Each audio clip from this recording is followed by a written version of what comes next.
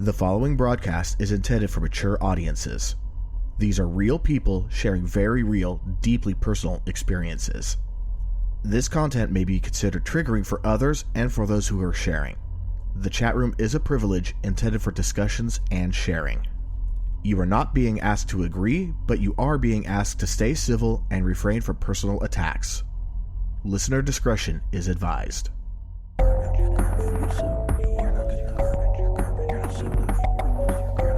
All right, welcome back. We are on episode 5 of Am I Mental? This podcast is real people sharing real experiences with their mental health issues. And today, we have KZ with us, as usual. Go ahead and say hi. Hey, everyone. And our guest today is CJ. Go ahead and say hi, CJ. Let everybody know you're here. Hey, everybody. All right. As is pretty normal, at least at some point throughout the entire podcast, I'm going to go ahead and do a shout out to my friend Rachel Conway, who's still hitting us up pretty strong down in Southern California. You know, helping to get the word out there, getting some listenership. So if you are in need for a therapist, and like I said, she is a good friend of mine, I would absolutely trust her. Go check out Rachel Conway. She's in Mission Valley and Encinitas, and her business name is Genuine Psychological Services. Like, I would use her as my therapist if it wasn't for the personal relationship and, you know, everything else. And Klatsana already says hello. All right, and hello to the host. So, without further ado, CJ, you want to go ahead and just kind of give us a little overview. What is it that you're going to be talking about today? Sure. So I'm going to be talking about PTSD, post-traumatic stress disorder, and anxiety and depression within me and my personal experiences. So in my case, I suffer from PTSD because of almost 10-year relationship that I had. And so it was a domestic abuse situation. And so one of my favorite quotes that I've found is, people ask, why don't you just get over it? My question is, why can't you acknowledge what happened and how much damage was done to me? So a lot of people will tell you that have been part of like a domestic abuse situation. You hear their story a lot. Like, they'll tell you what happened and what transpired and stuff like that. But not many people talk about what happens after, and how you live with your demons and how you function in society and stuff like that. So, PTSD can come from any trauma in your life, but in this situation, it can be like mental trauma, physical trauma, emotional trauma. It can happen with a partner or family a lot. And so, excuse me. Well, I mean, honestly, nobody is immune from abuse, and nobody's immune from being able to administer abuse. Correct. 1 in 3. Now, I don't know the statistics for men, and I know this isn't about statistics, but 1 in 3 women around the world come in contact with some sort of abuser at some point in their life. I do know one little statistic that you might be interested in. Mm-hmm. Over 70% of non-reciprocated domestic violence starts with the woman. Wow. Yeah. It's something that there's so many layers to PTSD and so many layers to each situation that somebody may go through. And I'll just tell you that in my case, he was my ex-husband, and we have 3 children together. So we were together on and off for 10 years. Many domestic abuse situations. The partner that's leaving will go back an average of 7 times before they either get killed or leave for good. And so what happens is, after, when you start to experience the PTSD, and you're going through your trauma, you find that there are so many things that happen to you. Like, the side effects are, you feel so vulnerable. You've built a wall. You're hypersensitive to everything and paranoid, and everything becomes like a fight or flight scenario to you. you always feel like if you get into a new relationship or you find a new friend or whatever it may be, the other shoe is always going to drop. Like you're just waiting for something bad to happen. Instead of putting your trust into somebody from the get-go, you're always like, I know something bad is going to happen. I just have to wait for it to happen. And you self-sabotage, like we were talking about last week. That's a big part of thinking that the other shoe is going to drop. You try to find things so that you're prepared rather than somebody coming to you and telling you what they've done. So sounds a lot like the self-fulfilling prophecy. Yeah, exactly. And you don't trust anyone at the start of a relationship, and you're always looking for ulterior motives, whether it's your partner or your friend. Like if you make a new friend, you're like, okay, what are you trying to gain from this relationship? I'm going to give to you, and you're going to take. And what am I going to get out of it?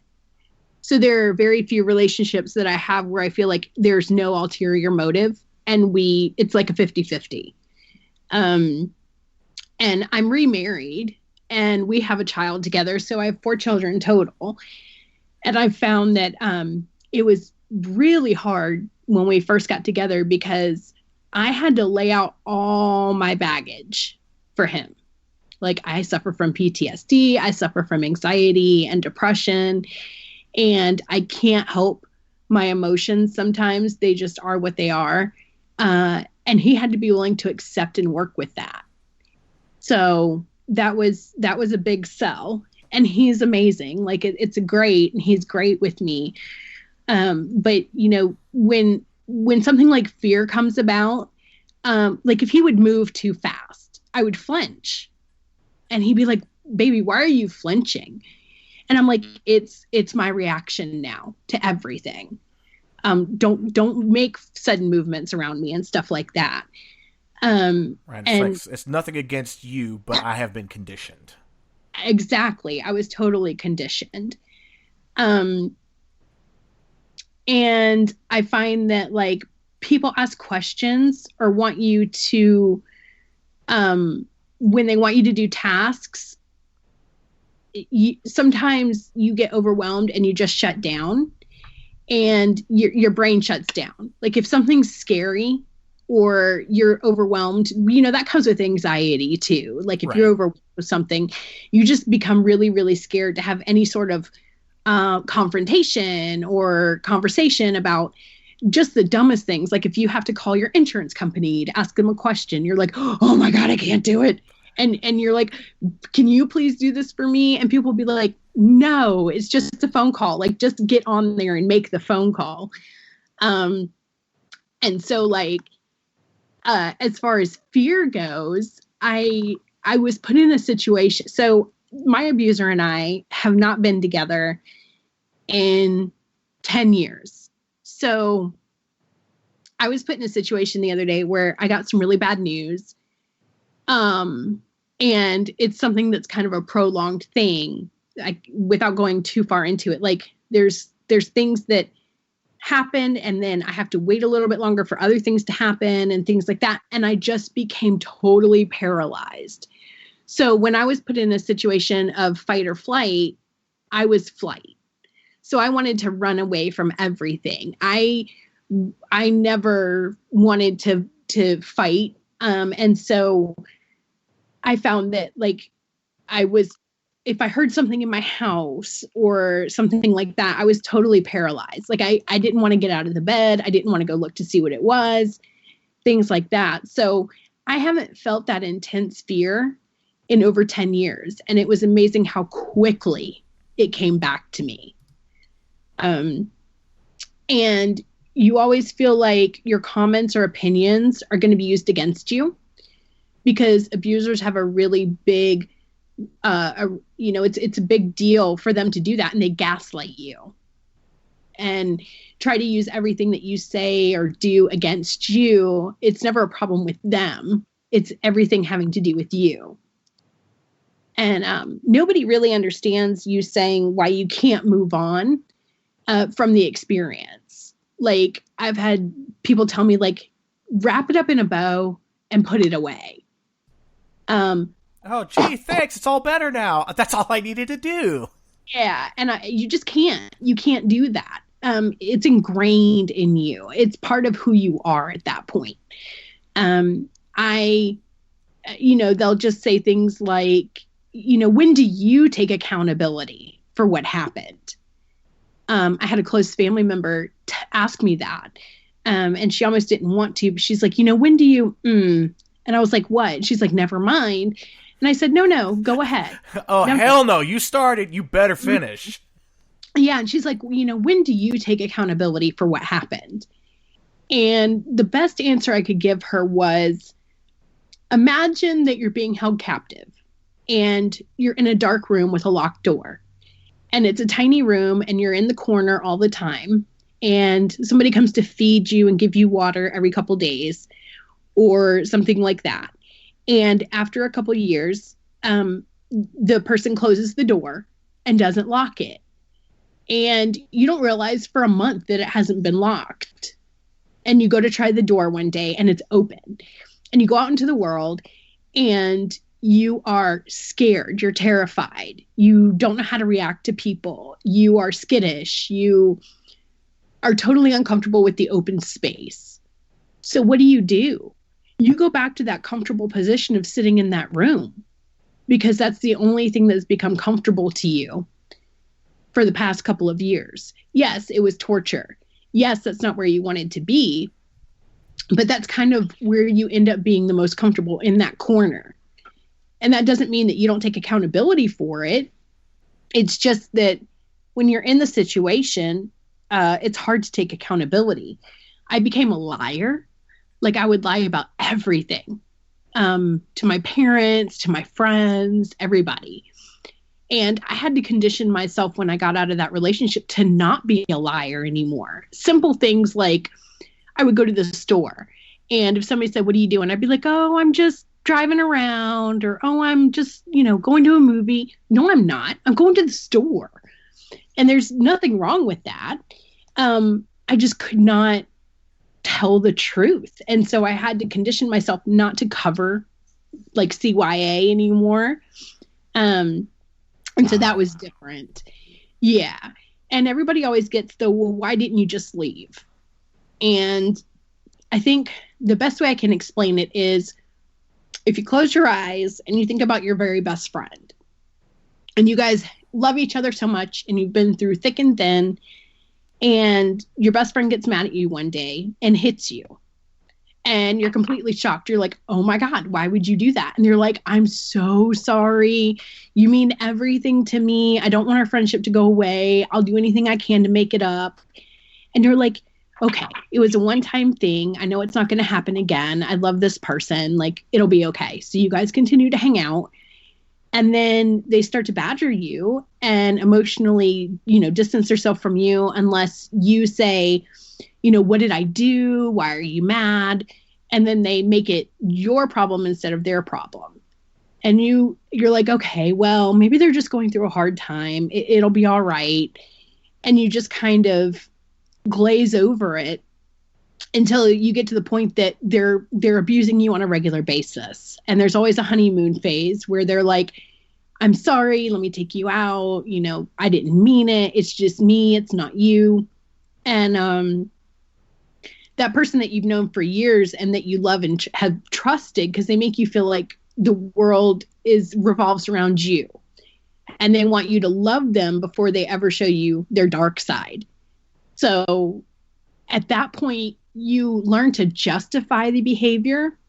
And so you don't want to leave because you're justifying and minimalizing what's happened. And you're also convincing yourself in the process.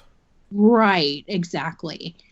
And so it's just, it's really, really hard to explain to somebody why you wouldn't leave.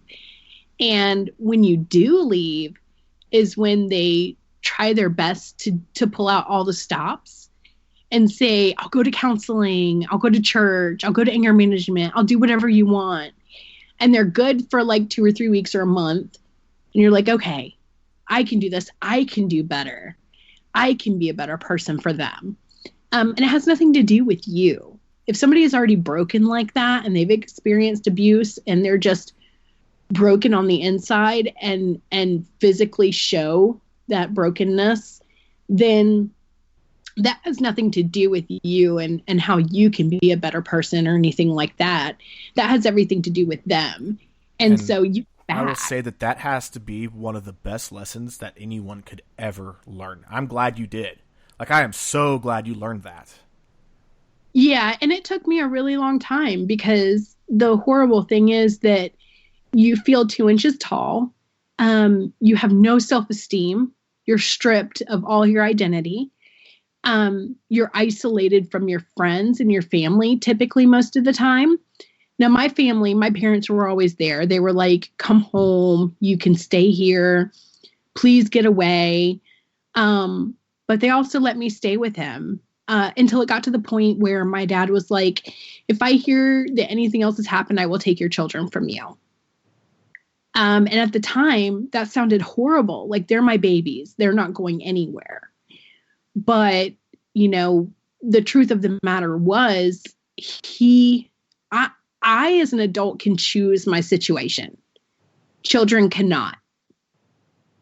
And so it didn't happen. My kids weren't taken from me, but being out of it, I can understand why he would say something like that. So. Right. Because, I mean, not only that, what's it teaching the kids? Correct. And that's the biggest thing that I've taken away from it, is going back to the accountability part. No, you don't typically take accountability for the abuse that happened, because you get into this victim stage where you're like, why me? They did this to me. But I will say that I mentioned that I have 3 children before, because when I left him for good, my son was probably 8, and we got divorced, and I had primary physical custody, but we did have joint custody. So he got to see them every other weekend, and he moved from place to place to place. But I felt like if I did something against the court's ruling, that I would be in trouble. I didn't even take into account, like, he has no money. He's not going to take me to court. But I was still so much under his thumb that I let because he was always a good dad, or so I thought. He was always a good dad. He was just a horrible husband. And years later, my son opened up to me, and he told me that his dad used to, like, anytime something happened with his little sister, he would always blame my son, and he would get his butt beat. He'd get slapped in the face. He'd get chased around. You know, he'd be held upside down. And I never knew any of that. And I said, you know, why didn't you ever tell me? And he said, because at the time I thought it was normal. Like, it hurt and it was abuse, but I thought it was normal. Wow. And so you start to take that accountability in your children. You're like, I am so sorry, because they depend on you. And your son didn't know any better. No. And so now he is paranoid all the time. He doesn't trust people. He definitely doesn't open up to people, just like I don't, because he doesn't want things to be used against him. He doesn't have a lot of friends. He likes to isolate himself. He participates on servers and has online friends and stuff like that, but you can cut yourself off from those people if they knew too much about you. Like, you could cut yourself off and it'd be fine. But you can't do that with a friend that, you know, is friends with your other friends and can, like, go behind your back and tell them things and stuff like that. It took him a really long time to open up to me. And same thing with him. If I go near him and he's not aware of it, he flinches. And so he doesn't like to be touched. And my son's a great kid. Like, I say all that, but he's a good kid. He's very mature for his age. He's 17 now. But I also have to keep him accountable and wonder what he's going to be like with his partner. So I always try to instill in him, like, walk away, don't insult people, you know, things like that. But I do see in him the temper sometimes that I saw in my ex-husband. And I try to tell him how to control it and, you know, take your time and don't insult somebody. Don't put them down. Don't make them feel like something's their fault. and let them talk and don't talk over people and things like that. And so my middle child, she's 12 now. So she was very, very young when we split up. She was probably 2.5. And my daughter was like, my youngest at that time was probably like 8 months or so. And so the hard thing was for my daughter, who's 12 now, what was hard for her was, my husband and I very rarely ever argue. But if we've gotten into a heated discussion before and it hasn't been in the bedroom and it's been out in the open, there was one point where we had a really bad argument and my daughter was like, I can't go through this again. I can't do this again. Are you guys going to split up? I can't do this again. And that was the first real fight that we'd ever had. And we've been together for 9 years. And she was automatically like, oh my God, what's going to happen? And I never really realized how affected she was. And I was like, no, we're fine. We're going to be fine. You're fine. It's okay. And you have to instill in them that safety, even though they're not used to it. And it was, my youngest at the time, she doesn't really remember much. She thinks that her dad hung the moon. So it's, my husband that I have now, he's been her dad since she was 18 months old, but they still got to see him on the weekends and stuff like that. So he was always the guy that like had the dollar store presents and took them places and played with them and barbecued. And then I'd have to pretty much like deprogram them by the time they got home after the weekend. He's the fun one. You're the wet blanket. Yeah. I was the disciplinarian and my husband was just this guy, like my ex would always say to them, do not call him daddy. Don't call him dad. He's not your dad. So for a long time, they wouldn't call him dad. And that's because he still wanted to have control over them, over me. And nobody, the system is not set up for victims. So if you try to go get a temporary restraining order, they will ask you, like, has he hit you, bitten you, kicked you, anything like that lately? And if you say no, they're like, okay, well, what do you want me to do? So there has to be a physical element to it. Like if you're harassed and terrorized over the phone, if they come to your house, things like that, that doesn't matter. Right. They could drive by your house 12 times every day. Yes. Hanging out banners on what they're going to do to you. Because they don't touch you. Yeah. They can sure as hell mentally screw with you. Absolutely. They can threaten you as much as they want, and nobody will take it seriously. Now, if you do end up getting a temporary restraining order, you have to take time off work. You have to go spend days in court. You have to hope that that their lawyer, like their court-appointed lawyer or whoever it is, doesn't ask for a continuance, that they show up, because if they ask for a continuance, then you have to go back another day. And a temporary restraining order is a piece of paper when it all comes down to it. So even if you are in a situation where, there was a situation where he had abused me. We went to the gas station. I left the gas station and left him there and went home and locked him out. And we ended up, I think he went to the police station for some reason, and I packed some bags and we were in front of an officer, and I'm like, here's your shit. Like, don't come back to my house. And the police officer said, if he gets mail there, he lives there. He has to be able to go back in. If you don't like it, you leave. Wow. That is so backwards. Yeah. I heard KZ too. He gave an oof. Uh-huh. Yeah. But yeah, we actually have had a few comments if it's a good time. Sure. So like early on when you were talking about how people are like, just get over it, and you're like, why can't you just accept it thing? Klatsana was like, yes, don't invalidate the experiences and feelings. Then Jennifer Ray came in, said, hey all, I'm late but made it. And then when you were talking about the anxiety of not being able to even like say, call your insurance agent, I was sitting there going, I'm nodding in agreement, because I do that too. And then Kletzana is like, I so know how that feels. And then Kletzana was also saying, I also find myself struggling with that residual feelings of inadequacy, feeling fearful of voicing an opinion. When you're talking about how you felt so minimalized, like 2 inches tall, was when that popped up. Yeah, absolutely. And then what was funny is that someone actually asked how old your son was, and as I was reading the chat, you said it, and I didn't hear that part, but I was able to calculate it out, and I was close. But yeah, so we've had quite a bit of activity on chat so far. Good. And if anybody has any questions, throw them out. I'm happy to answer them.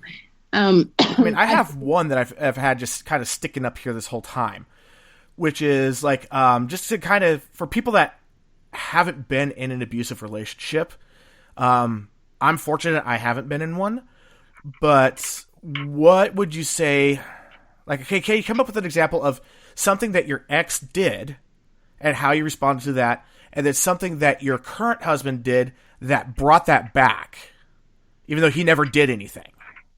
Great question. Okay, so I will tell you, because this is, more about the PTSD and what happens to people, but I will tell you that in my experience,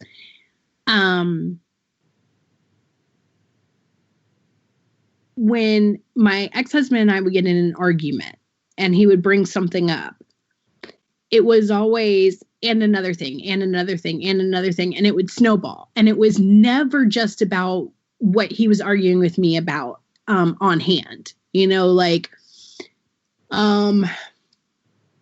sleep too much and you don't clean the house enough. Okay. So you try to justify, I'm sorry, I've been really tired. I've been working. And I'm stressed out, so I like to take a nap on my days off. Well, I can clean the house in 20 minutes. Why does it take you all day? And then it'll turn into, and you didn't get home on time last week, and you're hanging out with work friends too much, and things like that. And so it just snowballs and snowballs and snowballs. And what would happen is he would get more aggressive and more aggressive and more aggressive, and I would sit and take it all. So I know that there are certain people that when you're in a domestic abuse situation, people will fight back. You'll see on Cops and stuff like that. When people get in an altercation, the woman has hit or bitten or kicked, and the man has done the same thing. And so it's an all-out brawl. My response was always, don't say anything. Try to diffuse the situation. Tell him it's okay. I didn't do that. I'm sorry. I'll do better. And just sit. And basically, it sounds like he was a world-class narcissist and was just gaslighting the crap out of you. Absolutely. And most people that are abusive are narcissists. And I never knew what that was before then, really. And so they have grandeur, opinions of themselves and stuff like that. And absolutely no self-awareness. None. So in that relationship, I was the breadwinner, and he had over 30 jobs in the time that we were together, but it was never his fault. It was always the employer's fault. So to get back to it, it would always snowball into something that it wasn't about typically, at the beginning. And because of snowball fights, I've had a knife held to my throat. I've been choked out several times. I have, oh my gosh, excuse me. I have a lazy eye, so I'm blind, pretty much blind in one eye. So he would push on my other eye so that he would try to blind me. And that one just made my blood boil. The other ones pissed me off, but that one really made my blood boil. Yeah. My son's been in the car before, and he was a baby. And we were driving around, and he finally pulled into his stepmom's house, and I unbuckled, and he's like, "Where are you going?" And headbutted me. And then because I was taking off my seatbelt. And he drove out of the complex, and we were driving around, and he was yelling at me, and he knocked my glasses off my head and punched me. And then he held a knife to my throat. And eventually I diffused the situation and was like, we need to get our son some juice. Like, he's tired. Like, please let me go home and get him something to eat. So he went inside, and I jumped over to the driver's side and drove away and went to the police station. So they did take a report that time. And he was charged with cruelty to children in the 3rd degree, because they put that he was just like yelling. And so fights were hellacious. Now, my current husband, if we're arguing about how he didn't load the dishwasher correctly, right? Because the woman always knows how to load the dishwasher and men just don't. I don't want to have that conversation. Exactly. So, don't put the bowls in correctly, you know? So, if we have any sort of tiff or argument, it's just about that one thing. And that's amazing to me in a new relationship. It's not new anymore, but in our relationship, if it's about the dishwasher, it's about the dishwasher, and that's it. So we bicker back and forth about that, and sometimes come to a resolution and sometimes not. You know, I just huff and I walk away, and I'm like, whatever, I'll do it next time or whatever. And that's that. So nothing ever snowballs. That's good. Yeah. And he is the complete opposite of my ex-husband. He is very calm and collected and logical. And he doesn't get mad. Oh, like so there's almost no comparison. No. So if I'm raging and crying and stuff like that, and I'm like, you hurt my feelings. Oh my God. And he'll be like, he'll fold his arms, or he'll fold his fingers in, like, and lay down and have him over his chest and just say, I'm sorry you feel that way. And then he won't say anything else. Okay, that's a good beginning, but it's really condescending when it's by itself. Right. And so I almost, this is sick, right? But I almost have tried to get a reaction out of him, because I was so used to getting a reaction, that getting the total opposite is like, well, so you don't care? Like, he's not jealous at all. He's not possessive at all. He never looks at my phone. He's never like, who are you talking to? He never tries to meddle in what I'm doing. He trusts me. And so it's very, very different. And are there any questions or anything? Well, so far we've had a comment again about how you talk about how you shut down instead of getting engaged in, the battle royale. Klutzana, I always shut down when being yelled at like that. I figured if I shut up, it would be over sooner. And I replied, seems that he wasn't getting the response he wanted, and it pissed him off further. Absolutely. Absolutely. I've had times where he would keep me awake all night. Like, I was so tired from fighting and had panic attacks, and he'd tell me to quit crying and stuff like that. And I'd be so exhausted that if I shut my eyes, he would wake me up. So they love the torture involved. So what happens is, once you've gotten out of the relationship, if you don't get killed, right, and you make it out, if somebody has PTSD and you're friends with them or your family, you have to realize, like, you have to give the person space and give them time. And when they want to talk to you, they will, because what happens is, when you're asked to bring up what happened, which seems to be, most people don't want to know how you're doing. They want to know what happened. What happened? Well, this shows more about how were you doing. Right, exactly. So it's very different than most platforms or most friends. They want to know what happened. And so if you mention at any point that you've been in an abusive relationship, they'll say, well, what happened? And so most people don't focus on how you're affected long term. So what happens is, if you end up talking about what happened, it triggers you. and it makes you feel unsafe and you can't breathe and things like that. And it makes you just this whirlwind of emotions that you don't want to bring up. So some people have a really hard time just saying, I don't want to talk about it. I can't talk about it right now. Well, I have some friends that will tell you that. They'll be like, I just can't. I can't. You know, when I'm ready, I will. And it's not a slight against anybody that you're talking to. And a lot of times people don't want to overwhelm you as a friend or family member with what happened. So, I mean, how many people would be like totally okay with hearing, oh yeah, he held a knife to my throat and just no reaction? You know, I mean, that's terrifying. Right. And a lot of times when you lay out all that baggage for people, they're like, oh my God, I can't deal with this.